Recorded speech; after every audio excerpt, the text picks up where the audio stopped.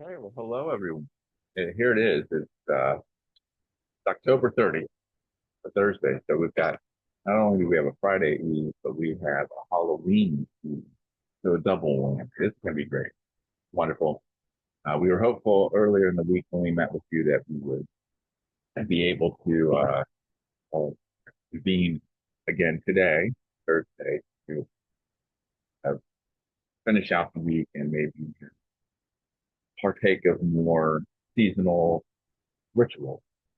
And we hope to do that today. But before we get there, let's get started on what you can see in your site coming up tomorrow. We'll give you a sneak preview. So tomorrow's Tuesday also. So we'll go ahead and take a look at what you can expect there. It's good stuff. We got some good expert analysis we're about to show you right here from Enlight, from Michelle Page at Enlight on the subject of topicals. Now, this is a big deal in this conversation. Anything that you looked at regarding costs, topicals are driving the train on that. And so this is good information. This is in the kind of pharmaceutical perspective. I mean, as far as treatment goes, because this is from Enlight's Ask the Pharmacist series. So I honestly, I didn't really think I knew much about topicals until, I started hearing about this.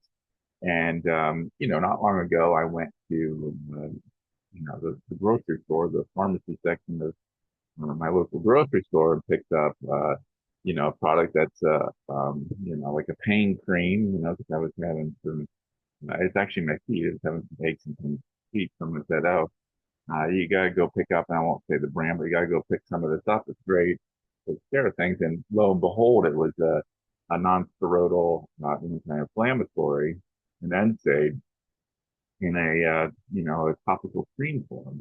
It was interesting. I didn't really know much about that. Didn't know that was going on.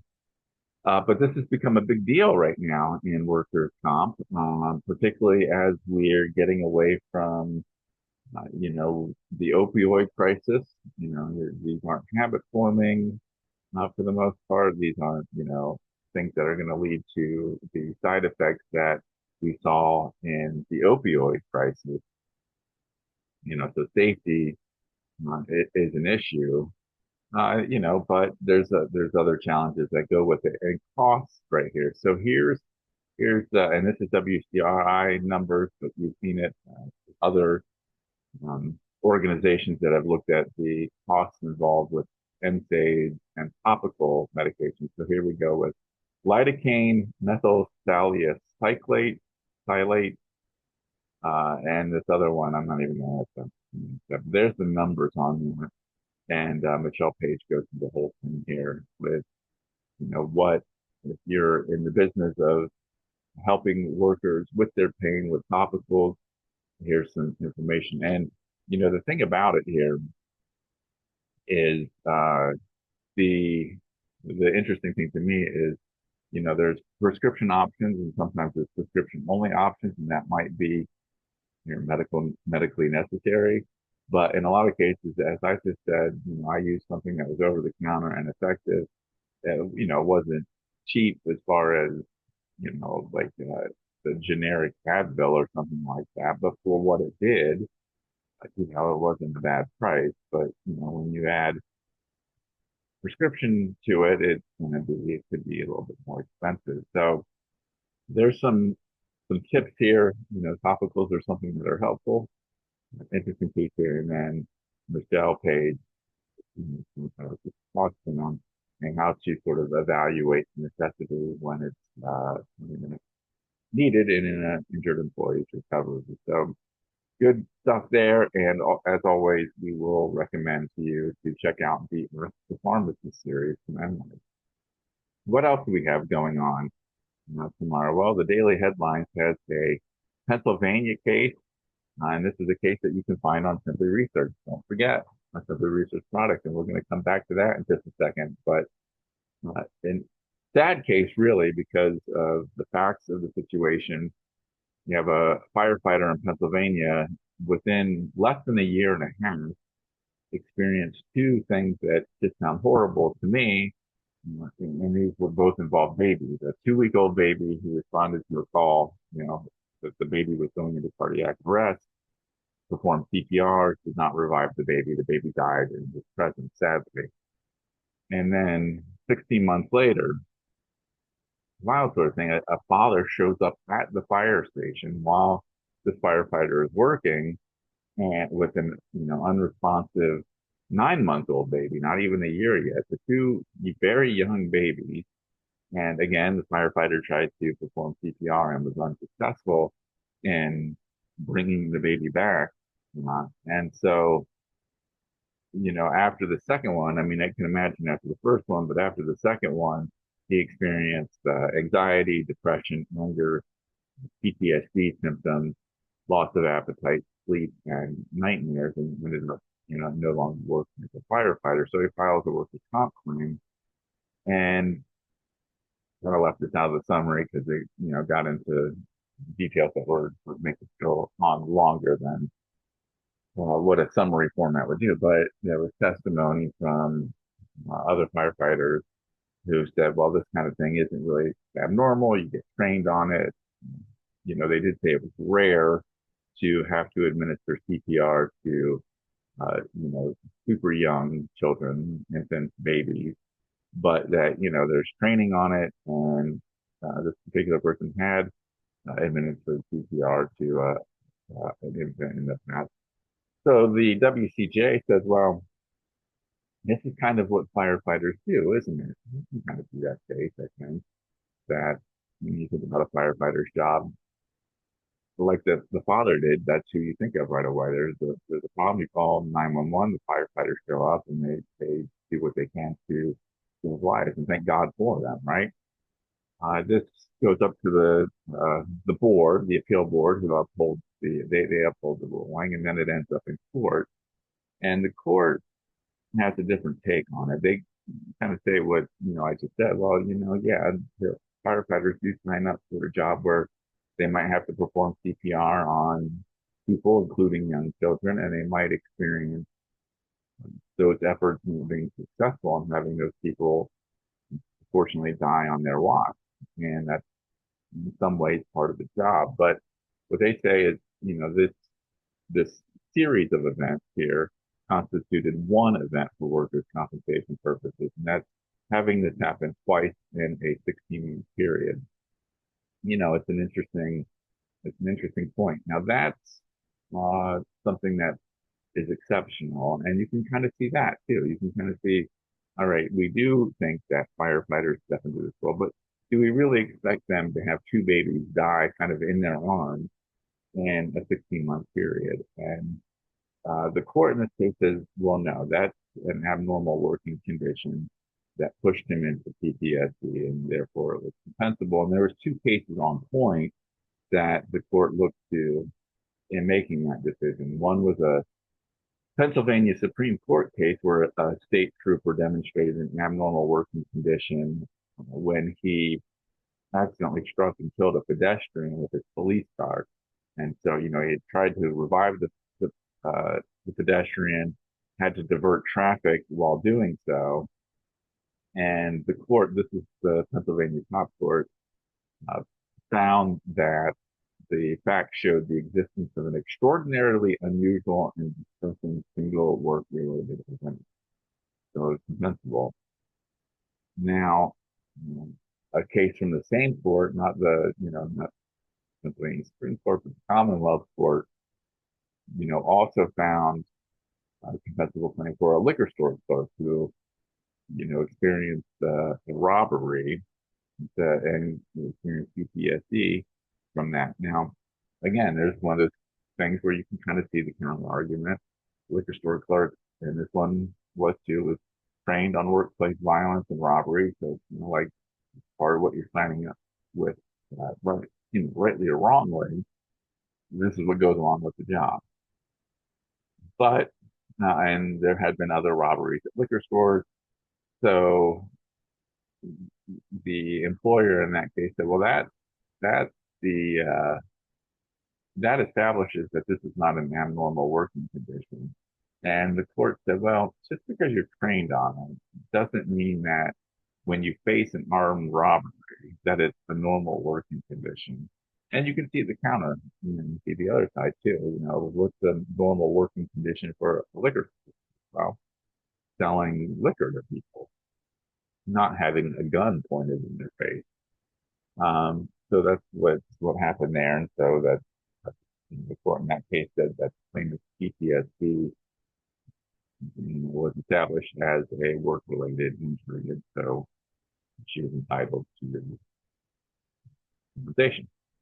So the takeaway there in this case is a firefighter's performance of CPR on two infants who were not revived in a 16-month period constituted an extraordinary event and therefore an abnormal working condition for workers' compensation purposes in Pennsylvania. So interesting stuff there. And the full text of this is on Simply Research. And there you go. We'll send this around. There's a Workers' Comp 101 for you, and specifically the categories of injury, psychological injuries. And that's when you have the mental, physical. Those are cases where psychological stimulus causes physical injury. You have the physical mental, where a physical stimulus causes a psychic injury. And then you have the mental, where a psychological stimulus causes a psychic injury. Now, this last one was what was at play in this case here. So, and as always, we try to highlight things that might help you understand Pennsylvania compliance a little bit better. And if you're looking for compliance on workers' compensation rules, regs, statutes, cases, and the like in your state, Pennsylvania, or otherwise, go to Simply Research. And you can get yourself a free trial of Simply Research, 7 days on us, no strings attached, no spam, nothing like that, by going to free trial. Click in that button, and it'll have you fill out the information. We'll get you set up for the free week on Simply Research. And what kinds of stuff might you find when you're there? Well, let's go ahead and log into my account and see what's new in Simply Research. And we can guarantee you that there'll be a new case somewhere. Awesome. So let's have a look here. It takes a second. We have a lot of information on there. And so far, that's the latest and greatest that we have on there. But, you keep clicking back and you can see what's been added over the past few days, or, back as far as you want. But there we are. Some compliance summaries were put together. State information. Now that just tells you that we updated it, and you go to the state info page on those states. Excuse me. We have a statute for Maine, a couple statutes there for Maine, a case, a decision there, full text of the case, information on Minnesota, so on and so forth. An event, we have the event calendar. You always want to check that out. And our compliance summaries. To me, these are real value added portions of this product because it just gives you, kind of a quick little snapshot, plain language kind of thing on a point of compliance in various states with your compensation law. So here we go. We have this one is on medical marijuana, medical cannabis in Minnesota, and you get the summary right here. Kind of boiled down sort of thing, and brings it down in short, to the point, easy to understand. And I won't read this whole thing to you, but the long and short of it is Minnesota's adult use cannabis law provides certain protections for job applicants and employees if they use cannabis, including cannabis products or potency hemp edibles and other hemp-derived products away from work during work hours. However, the law does allow an employer to discipline, fire, or take other adverse employment actions against an employee for the use, possession, sale, or transfer of cannabis product, lower potency hemp edible or hemp-derived consumer product, or being impaired as a result of the substance's use if it occurs during work hours on work premises or while operating an employee's vehicle or machinery or equipment if these things attach. So, you go through and those are the conditions, and so forth and so on. There, here's the exceptions, drug test, pre-employment drug test, acceptance of it carved out, and some other things. So that's, when you get the compliance summary, most states that we have on Simply Research, this will teach you what it's about. And then you got a couple of cases here. This Musta case, interesting one that came out back in 2021. Big deal at the time. Still a very interesting case and one that we're checking out if you haven't done so easily. And then this beer box case, which this one came out.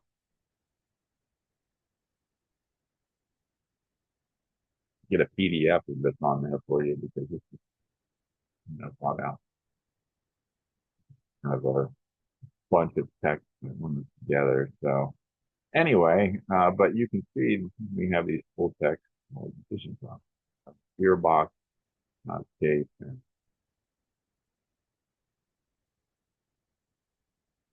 must case. Check those out, and so you don't have to check those out. So you don't have to read a whole bunch of legalese. That's a good summary, compliance summary for all of it. And you can see there's other ones on here, employer liability, and there you go. Quick and to the point, not much going on there, but basic information. If you're in a pinch, don't really come across something that you're not really sure about in your state, come here. We likely have a compliance. Once again, you can go to the Simply Research portion of workerscompensation.com, sign up for that free trial. Now, we're going to stop for a second here. This is what I've really been, sorry to move the camera on you like that. This is what I've been waiting for all week. At Halloween, we did a wonderful reading of Edgar Allan Poe's Raven earlier this week. I wasn't sure if we'd get back to you, so you got to get the Raven there before Halloween. And as promised, I said we would do the Telltale Heart.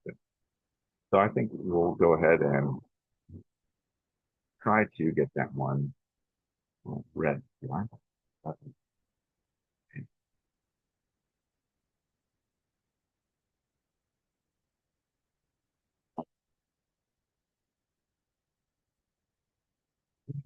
If you're not interested, just don't listen. You can turn me on. I'll do the best I can. I'm on the Poe Museum site here. I'll go ahead and share the screen again so that you can read along with me. And like I said, if you're not interested in this, go ahead and shut it off. But personally, I think this kind of thing makes life a little more interesting. And Halloween only comes once a year, so why not? We could tell hard. So here we go. Give it my best shot. No, no James Earl Jones or Merrick. True, nervous, very, very dreadfully nervous I had been, but why will you say that? The disease had preferred the sense of voice, not dulled down. Above all was the sense of hearing acute. I heard all things in the heaven and in the earth. I heard many things in him. How then am I mad?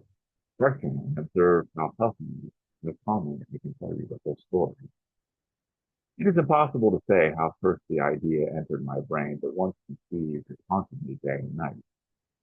Object there was none. Passion there was none. I loved the old man. He had never wronged me. He had never given me insult. For his gold, I had no desire. I think it was his eye. Yes, it was this. One of his eyes resembled that of a vulture, pale blue eye with a still melody. Whenever it fell upon me, my blood ran cold, and so by degrees, very gradually, I made up my mind to take the life of the old man, and thus rid myself of the eye trap. Now, this is the point. You fancy me mad. Madmen know nothing, but you should have seen me. You should have seen how wisely I proceeded, what caution, with what foresight, with what dissimulation I went to. What? I was never kinder to the old man than during the whole week before I killed him. And every night about midnight, I came to whack to his door and opened it so gently.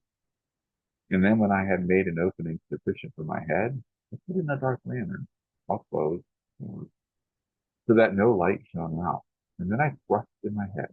Oh, you would have laughed if you had turned me up once to bed and moved it slowly, very, very slowly, so that I might not disturb the almost sleep. It took me an hour to place my whole head within the opening, so far that I could see him as he lay upon his bed. Ha! Would a madman have been so wise as this? And then, when my head was well in the room, I undid the lantern cautiously, so close, possible, the free. I undid it just so much that a single thin ray fell upon the bolster eye. And this I did for 7 long years, every night just at midnight. But I found the eye always closed. So it was impossible to do the work, for it was not the old man who vexed me, but his evil eye. And every morning when the day broke, I went boldly into the chamber and spoke greatly, calling him by name and hearty praise, and inquiring how he had passed the night. So you see, he would have been a very profound old man indeed to suspect that every night, just at 12, I looked in upon him while he slept. Upon the 8th night, I was more usually cautious. Door. A watch's minute hand moved more quickly than did mine. Never before that night had I felt the extent of my own powers, my physical. I could scarcely contain my feelings of pain. To think that there I was, opening the door, little by little, and he not even to dream of my secret deeds with me. I fairly chuckled at the idea, and perhaps he heard me, for he moved on the bed suddenly as if startled. Now you may think that I drew back, but no. His room was as black as pitch with a thick curtain. The shutters were closed fastened to fear of robbers, and so I knew that he could not see the opening of the door, and I kept pushing on steadily, steadily. I had my head in and was about to open the lantern when my thumb slipped upon the tin fastening, and the old man sprang up into bed, crying out, "Who's there?" I kept quite still and said nothing. For a whole hour I did not move a muscle, and in the meantime I did not hear him lie down. He was still sitting up in the bed listening, just as I have done night after night, hearkening to the death watches at the wall. Presently I heard a slight groan, and I knew it was the groan of horrible terror. It was not a groan of pain or grief. Oh no. It was a low, stifled sound that arises from the bottom of the soul when overcharged all. I knew the sound well. Many a night just at midnight, when all the world slept, it has welled up from my own bosom, deepening with its dreadful echo the terrors of distraction. I say I knew it well. I knew what the old man felt and pitied him, although I suffered at heart. I knew that he had been lying awake ever since the first slight noise when he had turned in the bed. His fears had been ever since growing upon him. He had been trying to fancy them causeless, but could not. He had been saying to himself, "It is nothing but the wind in the chimney. It is only a suffering with the Lord. It is merely a cricket which has made its approach." Yes, he had been trying to comfort himself with these suppositions. He had found all in vain, because death, in approaching him, had stalked with its black shadow before him and enveloped the victim. And it was the mournful influence of the unperceived shadow that caused him to feel, although he neither saw nor heard, to feel the presence of my head within the room. When I had waited a long time, very patiently, without him hearing him lie down, I resolved to open the very, very little crevice. So I opened. You cannot imagine stealthily, until at length a single dim ray, the thread of the spider, shot out from the crevice and fell upon the vulture. It was open, wide, wide, and I grew furious as I gazed at him. The thought was perfect to think that all of cold, hideous veil of it chilled the very marrow and stuff. But I could see nothing else of the old man's face or person. I had directed the ray as if by instinct, precisely upon the big spot. And now I have not told you that what you mistake for madness, but over acuteness of the senses. Now I say there came to my ears a low, dull, quick sound, such as a watch makes when enveloped. I knew that sound well too. It was the beating of the old man's heart. It increased my fury as the beating of its drum stimulates the soldier with courage. But even yet I refrained and kept still. I scarcely breathed and held the lantern motionless. I tried how steadily I could maintain the ray upon the eye. Meantime, the hellish tattoo of the heart increased. It grew quicker and quicker and louder every instant. The old man's terror must have been extreme. It grew louder. I say louder every moment. Do you mark me well? Have I told you? I have told you that I am nervous. So I am. And now at the dead hour of the night, the dreadful silence of all out, so strange a noise that affected me with uncontrollable terror. Yet for some minutes longer I refrained. Loud, louder. I felt the heart must burst. Now a new anxiety seized me. The sound would be heard by a neighbor.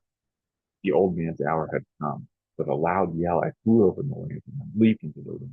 He shrieked once only. In an instant, I dragged him to the floor and pulled the heavy bed over him. I then smiled gaily to find the deed so far done. But for many minutes, the heart beat on with a muffled sound. This, however, did not vex me. It would not be heard through the wall. At length, it ceased. The old man was dead. I removed the bed and examined the corpse. Yes, he was stone dead. I placed my hand upon the heart and held it for many minutes. There was no suspicion. He was stone dead. His eye would trouble me no more. If still you think me mad, you will think so no longer when I describe the wise precautions I took for the concealment of the body. The night waned, and I worked hastily but in silence. First of all, I dismembered the corpse. I cut off the head and the arms and the legs. I then took up 3 planks from the flooring of the chamber and deposited all between the skin. I then replaced the boards so cleverly, so cunningly that no human eye, not even his, could have detected anything wrong. There was nothing to wash out, no stain of any kind, no blood spot whatever. I had been too wary for that. A pup had caught it all. When I had made an end of these labors, it was 4 o'clock, still dark as noon. As the bell sounded the hour, there came a knocking on the I went down to open it with a light switch. But what I had now, there entered 3 men who introduced themselves, perfect suavity, as officers of the police. A shriek had been heard by my neighbor during the night. Suspicion of foul play had been aroused. Information had been lodged with the police office, and they, the officers, had been deputed to search the premises. I smiled. What had I to fear? I bade the gentleman welcome. The shriek, I said, was my own in a dream. The old man, I mentioned, was absent in the country.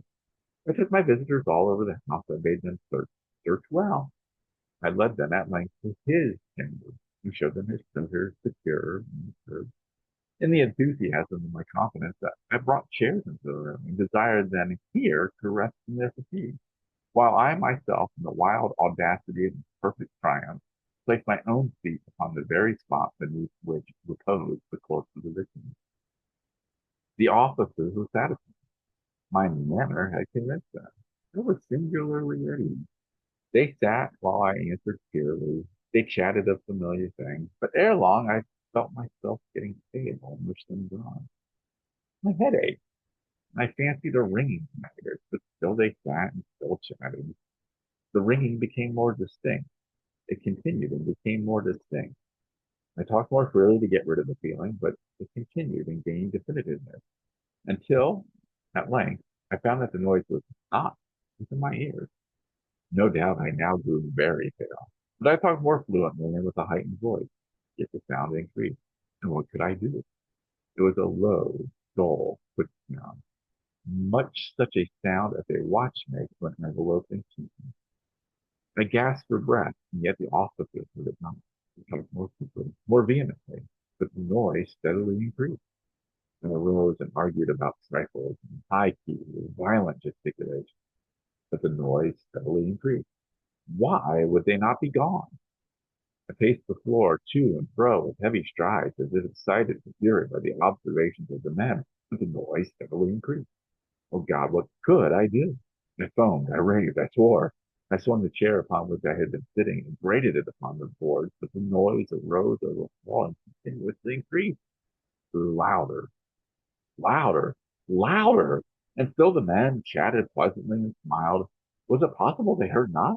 Maybe God, no, no. They heard. They suspected. They knew they were making a mockery of my horror. This I thought, and this I think, but anything was better than this.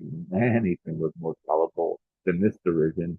I could bear those hypocritical smiles no longer. I felt that I must scream or die, and now, again, hark, louder, louder, louder. Villains, I shrieked. Stumble no more. I admit the deed. Tear up the planks. Here it is, the beating of his hideous heart.